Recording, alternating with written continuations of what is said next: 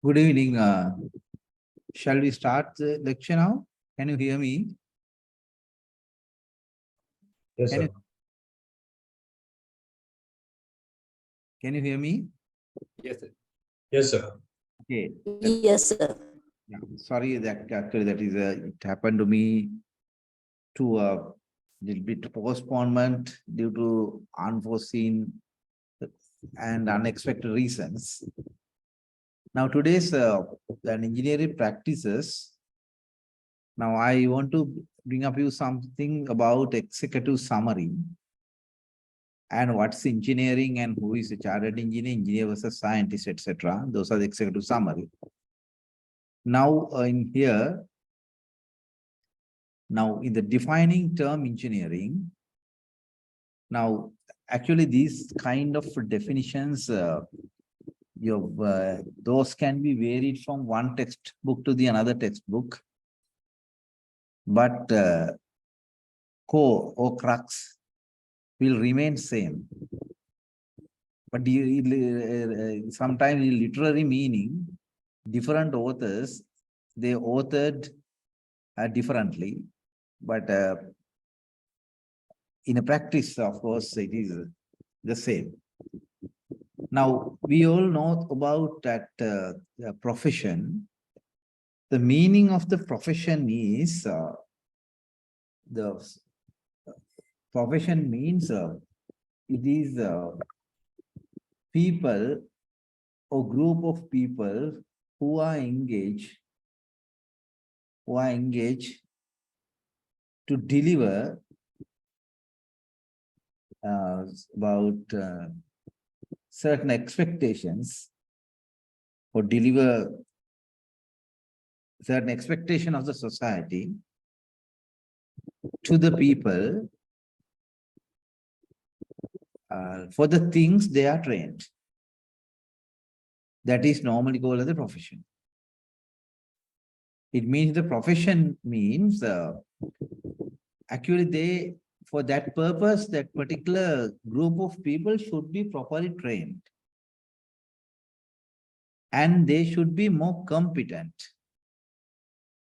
They should have skills. They should have the knowledge. So therefore, to become a professional, that a person in the given discipline or given industry or given field, he must possess a good knowledge. And he must possess a plethora of skills. And he must be competent. When it comes to an engineering profession, it is a profession in which knowledge of the mathematical and natural sciences gained by study, experience, and practice is applied with judgment to develop ways to utilize economically the materials and forces of nature for the benefit of mankind. If you read this statement, that from is a long sentence, but you can break up into few pieces, you can find in which knowledge of the mathematical and natural sciences. It means a knowledge of the mathematical and natural sciences gained by study and experience. It means you must be required to gain study, experience, and practically apply the judgment and knowledge of the mathematical and natural sciences. Finally, the beneficiaries are mankind. So again, another word is used in economically. So therefore, when you define engineering, the word economically is very valid, because every plan and every product, every design what we are going to deliver should be financially viable and technically feasible. Financially viable and technically feasible. Financially viable means it is another terms we can say economically. It must be economically use the materials and the forces of the nature. Because if you prepare any design and if you prepare any product, end of the day, it is an engineering design or if it's an engineering product, it should be available to the people at an affordable price. It means you must not gain the supernatural profits out of this. It means one way it is you have to use the material economically. The materials are again resources. Materials are again the resources. So what you can say definition is engineering is a profession in which the knowledge of the mathematical natural sciences gained by study experience and practice is applied with the judgment to develop and utilize. Now get into more details. Now the word here study, experience, because this natural knowledge in the profession, which knowledge of the mathematical and natural sciences, and it gained by studying, gain with the experience and practice.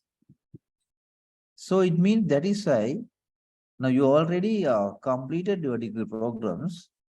Therefore, you have gained it by your study program. Because most of you had undergone, that is why you are eligible to the B paper. Now you have undergone a 4-year degree program. It means that you have completed 130 credits. And your credit components are properly assessed.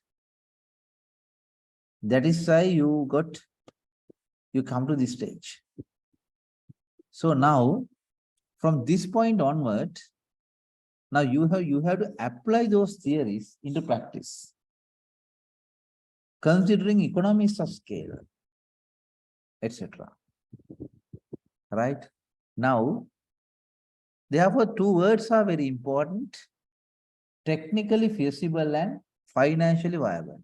I think I have told these 2 words to you in the last week as well. Now again, this is the slide. I don't think that is we have to wait. That is take more time. Engineer versus scientist. The scientist discovers the theories. We know Archimedes is a scientist. He discovered the floating principle, but he is not an engineer. Engineer innovates or produce solutions using the discoveries what scientists have come across. You can have another division as well. Engineers use applications for solving problems of living beings. Accordingly, engineers will bring the benefit to the society through their applications. Always the term benefit is very important. You have to deliver the benefits. Now, when you do any project, end of the project, there must be a result.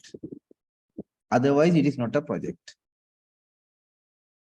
End of the day, end of the project, there must be an outcome. That outcome should be related to benefits. The benefit should be enjoyed by another party, especially mankind. Now in here, now in a society versus engineering. Now, people in generally living together in the community. That is called the society. The society as a superset, that there are many different kind of people, different races, different religions, right? Different breeds. The people demand goods and services with, they expect something from us, right? Then we must provide those things. Number one, we have to provide a reliable service. And we have to assure safety and security. And we must follow certain standards and regulations. And we must consider the economy as well. So that same definition now I repeated in the different terms. Now, you can see this slide, little bit of one. This slide is very important, but one thing is you know about what are the 5 competencies required. Now, theoretical knowledge and understanding the principles and practical application of engineering principles, then design and development of process, systems, services, and products. And now, third attribute is competencies, responsibility, management, or leadership.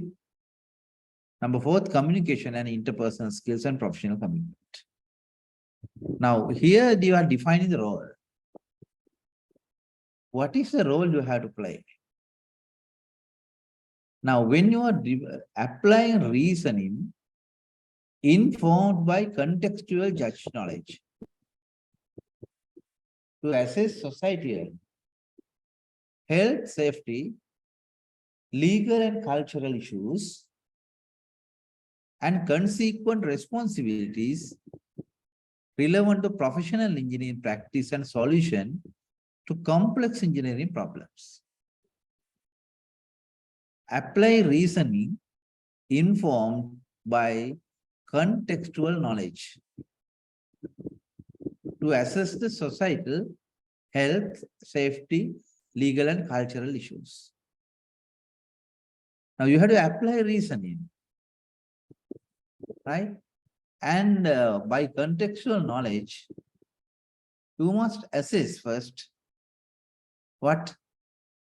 how far it is safety, right? How it is free from health hazard, and how whether there will be legal implications, and what are the cultural issues if you do that, and the consequent responsibilities. Consequent responsibilities.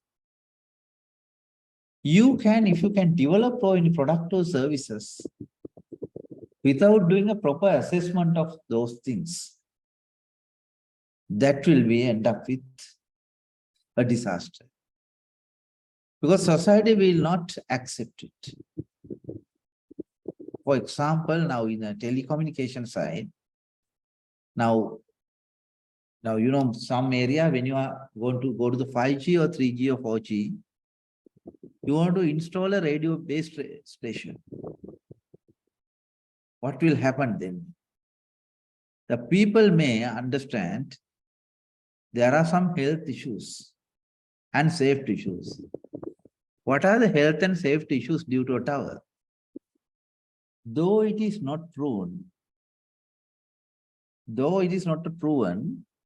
now, you know, there is a myth, not a myth, that is unresearched areas, that your health is affected due to penetration of radio frequencies. That is the health concern. And what is the minimum power level you can penetrate in near surrounding? So people have concern it. But if you ignore this concern and you install with a good faith even, your responsibility, consider responsible, people will come and protest. And another one is a safety factor. The getting same example, now the safety is of paramount importance. I told about the health factor and the safety factor, because now due to some towers installed in near surrounding, the risk or probability of lightning incidents will become higher in those areas due to a tower. Now, there are some concepts and some research papers and publications, we can prove that. So therefore, we must make sure that the proper grounding systems are established in those areas. Okay. So this is an example from the non-industry known to me, but the other examples you can cite from your own discipline as well. Especially in our chemical engineering, if you put that as some plants, some wastages in a public canal, you can see the repercussions. Now, due to no smoking barrier in some North power stations, still there are some that dust. Still the dust is, you can see the dust spreading to the villages. All right. Now, again, we are going to discuss today about roles, responsibilities, and the function of energy. In here, there is a first point. If you look at that, engineering profession should place priority on public safety and interest over the others. That is the key, the public safety, that you should not compromise it. Right? Number two, they're accountable for the conduct of well-being of the others in the society and impact of their work on society. That is another thing. You must be accountable, not only responsible, but be accountable for the conduct of well-being of others in the society and impact of their work on society. Right. Another one, engineers are requested to make determined efforts to discuss the relevant facts. Number one, design, development, deployment, and all possible outcomes. Right? It means whatever you the design, you can say the design is based on the technology, state of art of technology. But it is required, but again, development and deployment and all possible outcomes. Even your technology may be a superb technology, but if you cannot give any outcome for under this project, that is, society will not accept it. Now, again, we are going to discuss here something about social responsibilities. Again, I have put that ensure the safety and well-being and ensure that society's funds and resources concerning technologies are well used. It means you have to use the appropriate technology or relevant technology, and resources should be used without wasting it. Now, sometimes in Sri Lanka, you can see infrastructure is duplicated. For example, in the telecommunication systems, you can see the lot of poles we use in the left side of the road, whereas other corridor is there to have electricity poles. Right? What will happen then? Why can't you use same pole to carry both electricity and telephone lines. Right? This is the question. This is the question. One side, it is a very ugly looking scene that it affects the beauty of it means the architectural value of the city. Second point, the both companies or both operators, when they use these poles, what will happen? Their cost will become very high. Then they pass that cost burden to the general public. But if you share the infrastructure, then your burden shared by both parties. And your benefit will be given to transfer to society. Right? And again, it is our responsibility that speaking out publicly against a proposed project which brings adverse result to the environment. Now, this is that I think very tricky thing. Sometimes it is very, you can say it is very difficult, but speaking out publicly, proposed project which brings adverse result to the environment, that is our responsibility. But provided that you have the solid facts. When you speak out, you will have to be very, very, very careful on this. You can see sometimes in the radio, TV, you can see there is many people, many pundits. Now they always think or talk about that solar systems. Why there is a Sri Lanka is a country running, country geographically located near the equator, and where we can get mostly 8 hours or 9 hours in sunlight. That there is a blessed land, why can't we use the solar instead of other ones?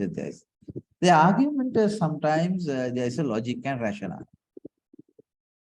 But again, we'll have to think the grid stability. So some people may argue because actually they may represent some other Western interest. But I am not going to say all, but only few.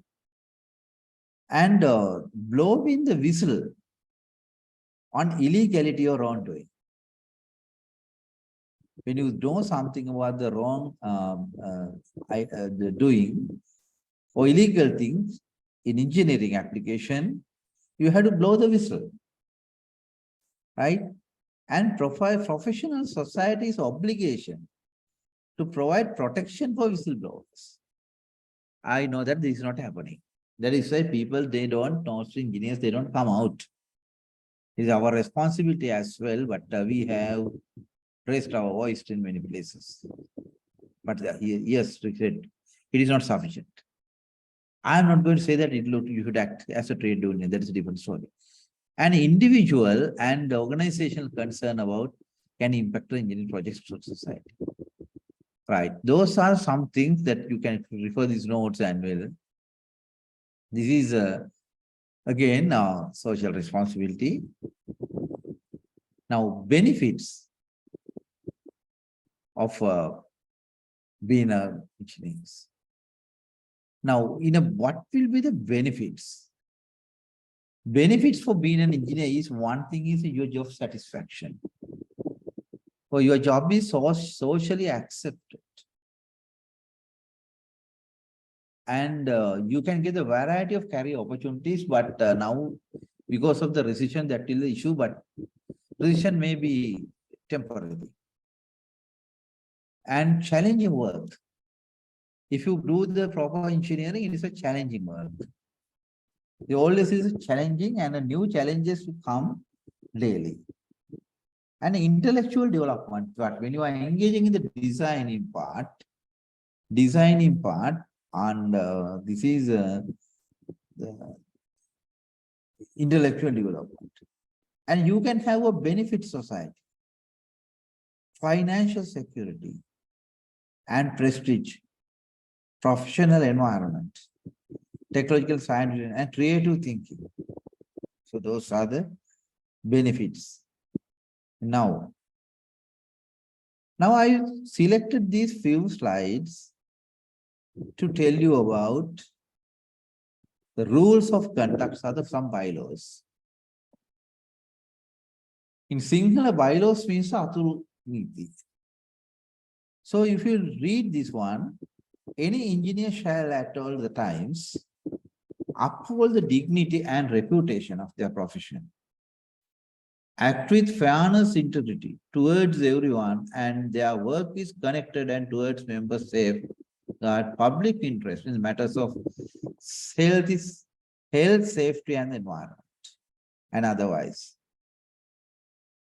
Right? Now, for example, if you are engaged in the work construction site or in the electrical installation, you must think about this integrity, fairness, and health and safety. That is number one, and risk and environmental sustainability. You know, sometimes you can see some people are working very dusty environment, posing health hazards. Not only the people who are in the work site, but only the other public as well. And sometimes you can see the people, they don't have proper tools when you do in the high voltage installations. That is also another risk area. And sometimes risk and environmental sustainability, we ignore it. But you can't ignore it. That is the rules of conduct by bylaws. Okay. Now, what is the responsibility? Now here the responsibility, I wrote the slide with respect to that operation side. This is usually easy to understand, but it is not limited to the operation. It is because engineers are in engineers roles mainly classified some functional areas. Number one is a planning and design. And number two is the operation and maintenance, mainly maintenance. Number three, project. So mainly confined to these three areas. Now here I have taken the exam, not an example, I narrowed down this definition, considering the operation that is easy to understand, but it's not limited for that. Right? Now oversee the entire operations undertaken by him. Ensure that the results will be timely delivered and maintain the outcomes of scale. Adhering to safety standards, complying with regulations, optimizing the resources without compromising overall quality. How nice it goes. If you work, you must be happy that if you are working for that, to oversee the entire operations, not only single operations. Because under engineers, that is, there are some technicians, there are many processes are running. We can see the many process operations. So each and every process, you can deploy some people for that. But in here, you have to oversee entire process from start to end. For example, if you are a key person in a particular area, then your job is to that provide a particular service operation. Then you will have to see that from it that maybe for example, to repairing something. So from the point that you receive the complaint up to the point problem you resolve it, there are operations you are responsible. There may be a lot of sub processes like purchasing also, providing materials, issuing materials not by you but the others on behalf of you, and sometimes then no wastages, etc. And results will be timely delivered. That's very important. Timely delivery is the issue in most of the areas. Timely delivery is a question. Because if you cannot deliver a particular service that you guaranteed within 1 hour, for example, if the switch off and so blackouts and brownouts, in case of a blackout, there is a blackout cannot be restored as early as possible. What will happen? Because people depends, general public mainly depends on the electricity.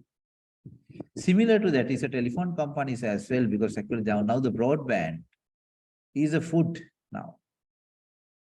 That is similar to food, now broadband is in a family that is, if you are using, or if people learning people, say maybe start people, some students and even some professionals, not a toddlers I'm telling, but telling. This means in a family that it consists of few members studying, the school goers. So now they cannot depend. They cannot live without broadband, as broadband also become a food now. Because they always are, they want always connected, stay connected. It is a mantra, to stay connected. So then you can see timely delivery. If you fail to timely delivery, what will happen? But maintaining the economies of scale, when your side also look at, your customer side also look at, and adhering to safety standards. Here, every slide I gave a lot of emphasis on safety standards. Because safety, if you cannot guarantee to provide the safety, you know what will happen?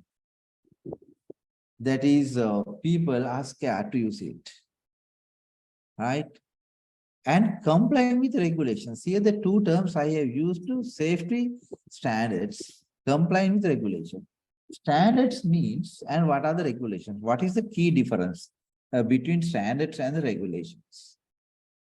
Standards are now a set of statements that prepared by some professional bodies across the world, as for example, say British standard, the BS, or British standard or DIN standard is the European standard, or IEEE standard or ITU standard, right? So those are called standards. But you have to follow a certain standard, but it is not a mandatory to follow it. For example, in Sri Lanka, in the electrical insulation, that is a BS standard, we follow it. But complying with regulations. Sometimes if you can, for example, say in ITU standard is a European standard, for the telecommunication people, they know about it. ITU standards are European standards, but those standards, some countries adapted to IEEE standards. For example, transformers. Now, mostly transformers are manufactured in IEC standard. But now there is a IEEE standard as well. But that is up to you to decide which standard we should follow it. But regulations are totally different. Regulations totally different. With the regulations, you cannot live as it is. Whether you follow or not follow policy, you cannot apply. Because regulation means the law of the country. Once a regulation is issued, it means it is a legitimate and no one can deviate from that. So for example, in Sri Lanka, there is a wiring regulation. A wiring regulation published by the PUCSL. But again, PUCSL said they follow the BS standard, British standard. So therefore, now the electric wire, now a lot of British standards, but only thing is one volume of British standard 706. It means IET regulation. It is now legally accepted in Sri Lanka as well. Now standard has become a regulation. But when it comes to the IEE, the transformers, some transformers IEEE manufactured. They're mostly American and the Japanese people, they follow IEEE standard, even the transformers. But in case of Sri Lanka, either the operator can either use IEEE or IEC. So this flexibility is good, but you have to follow some standard. But in here again, the recently you know that is about domestic wiring systems. Now we have 3-pin plug points. Plug points I am doing, not the plug tops. So these sockets outlets, that is this 5-pin one is now Sri Lanka using the regulation now. And here again, now we can optimize the resources without compromising overall quality. The overall quality is another key here. So this is our key, main responsibility. Now is a categories of engineering responsibilities, and we can divide into mainly four areas: planning and design, project implementation, then operation and maintenance, and research and development, R&D. You all agree with me about network planning and design. The sometimes for the telecommunication and electrical one is well, so you can say, but other one is the net planning and design. So highway planning and design, so bridge planning and design, etc. Structural engineering. And this is a project implementation and operation and maintenance, research and development. Those are the categories of engineering. We can say these are the functional areas.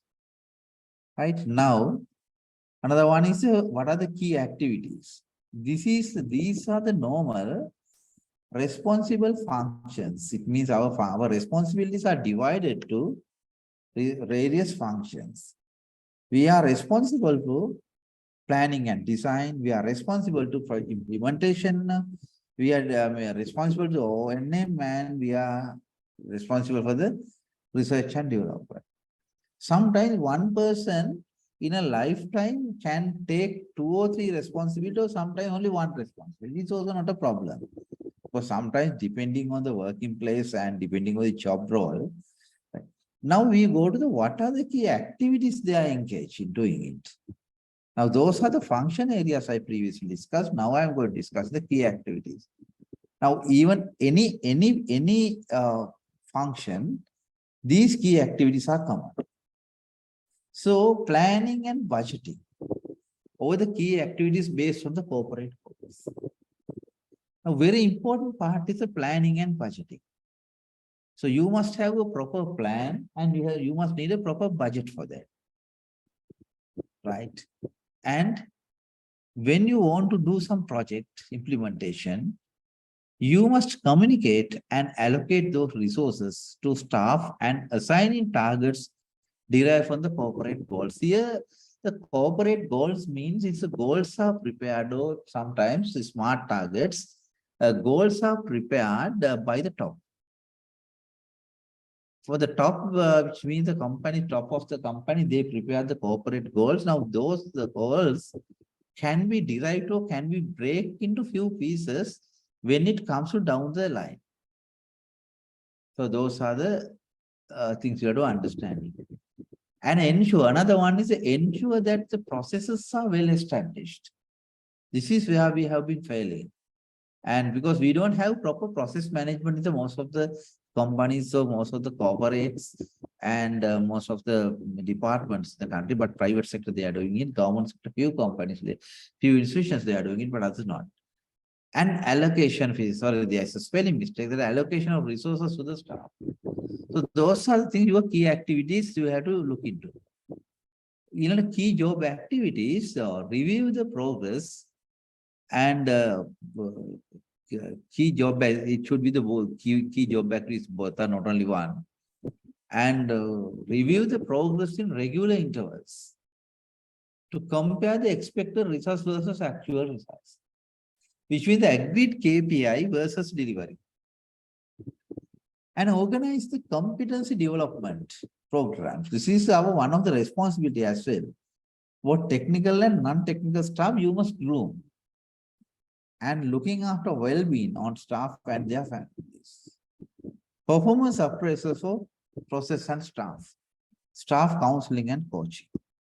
Those are also key job activities. Here there are key job activities, and in here now, the last slide I can say legislative requirement and statutory obligations. We must know about it, Engineering Council Act of 2017, ISL Act, and Safety and Factory Ordinance, Industrial Dispute Act, and environmental regulations. Those are the general things I want to cover that. Right, I hope you understood that. If you have any questions, please let me know. Do you have any question, please? Do you have any question?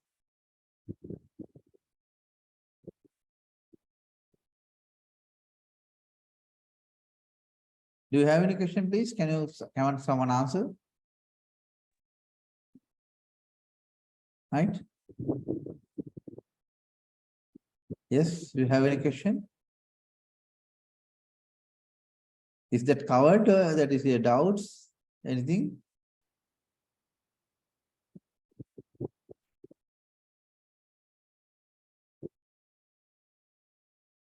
Okay.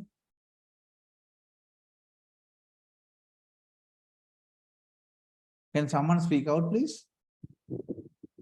Up now it's clear, sir.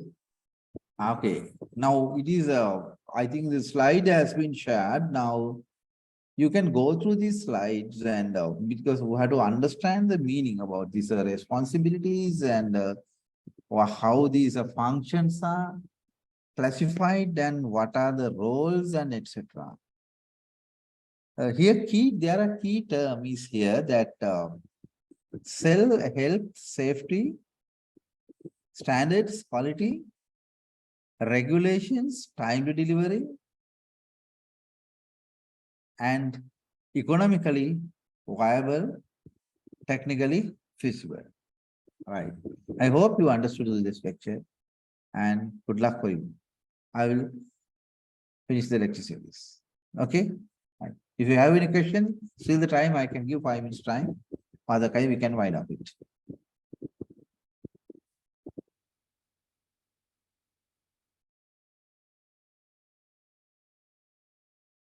Do you have any question, please? No? Okay, then we can wind up it. Okay. Thank you very much for listening. Thank you, sir. Thank you. Thank you, sir.